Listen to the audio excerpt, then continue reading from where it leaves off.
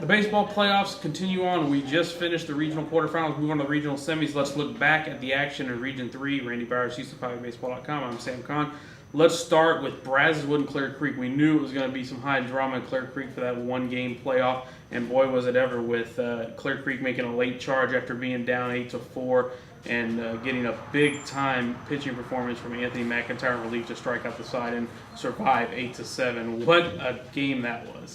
Yeah, Tyler Green started off the game just fine for the Brazoswood Buck. Kind of ran out of gas there towards the middle of the game, and to be quite honest with you, it's another one of those games where if Clear Creek Wildcats don't shoot themselves in the foot like they did, they might be the team that we're talking about right now moving on. They made 6 errors in the game, Sam. I mean, 7 runs, 6 hits, 6 errors. It's pretty tough to win when you make 6 errors, and they only lost by 1 run, so they had a valiant effort in the comeback.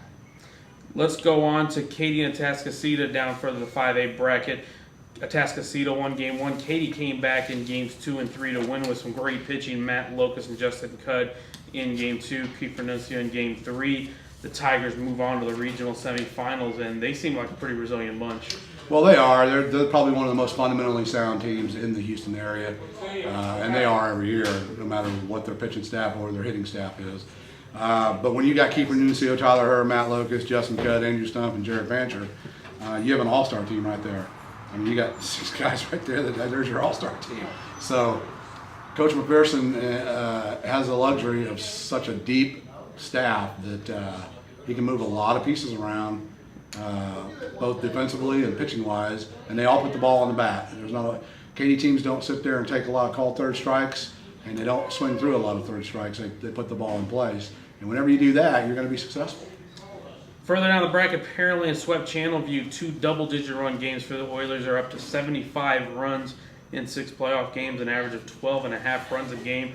Boy, the Oilers are swinging the bat pretty good. Just unbelievable with Deckerlagan, Dornack, Rhodes, Miller, Gonzalez, Riddle. These guys are, I mean, they've scored 75 runs in the playoffs.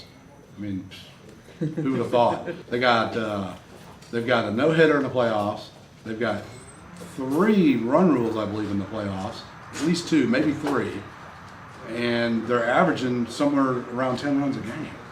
I mean, yeah, Pearland looks like they're on an unstoppable path. The only hope for the Katy Tigers is their supreme pitching to slow the roll of the Oilers, because they are on a tremendous roll right now.